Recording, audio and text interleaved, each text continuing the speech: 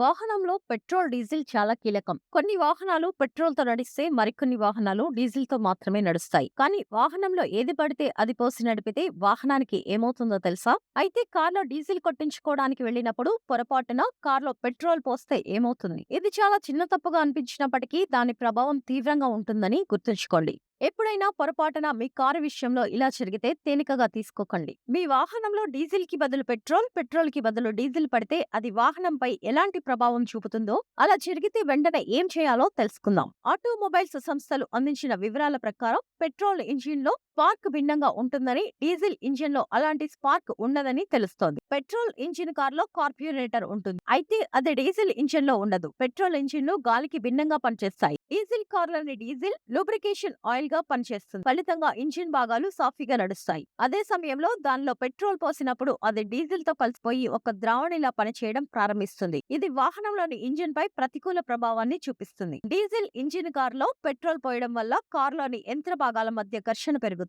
ఫలితంగా ఇంజిన్‌పై దుష్ప్రభావం పడుతుంది. మీరు పొరపాటున మీ కార్‌లో పెట్రోల్ పోసిన తర్వాత కూడా ఇంజిన్‌ను రన్నింగ్‌లో ఉంచినా లేదా వాహనాన్ని డ్రైవ్ చేసినా ఇంజిన్ దెబ్బతినే ప్రమాదం పెరుగుతుందని లేదా ఇంజిన్ జామ్ అయ్యే ప్రమాదం ఉంటుందంటున్నారు ఆటోమొబైల్ టెక్నీషియన్స్. పెట్రోల్ ఇంజిన్‌లో డీజిల్ పోసినప్పుడు ఇంజిన్ భిన్నంగా పనిచేస్తుంది. ఇది కారుపై అంత ప్రమాదకరమైన ప్రభావాన్ని చూపదు. ఇది డీజిల్ ఇంజిన్ కంటే తక్కువగా స్పందిస్తుంది. ఇంజిన్‌ను స్టార్ట్ చేయలేరు. మీ విషయంలో ఎప్పుడైనా ఇలా జరిగితే వెంటనే ఇంజిన్ స్టార్ట్ చేయకండి. వాహనాన్ని ఒక పక్కన నిలిపి మెకానిక్ సహాయంతో ఇంధన ట్యాంక్ మార్చండి. మిశ్రమ ఇంధనాన్ని తొలగించండి. ఆ తర్వాత తిరిగి పెట్రోల్ లేదా డీజిల్ మీ కారుకు ఏది సూట్ అవుతుందో దానిని నింపిన తర్వాతే కార్‌ను స్టార్ట్ చేయాలని నిపుణులు సూచిస్తున్నారు.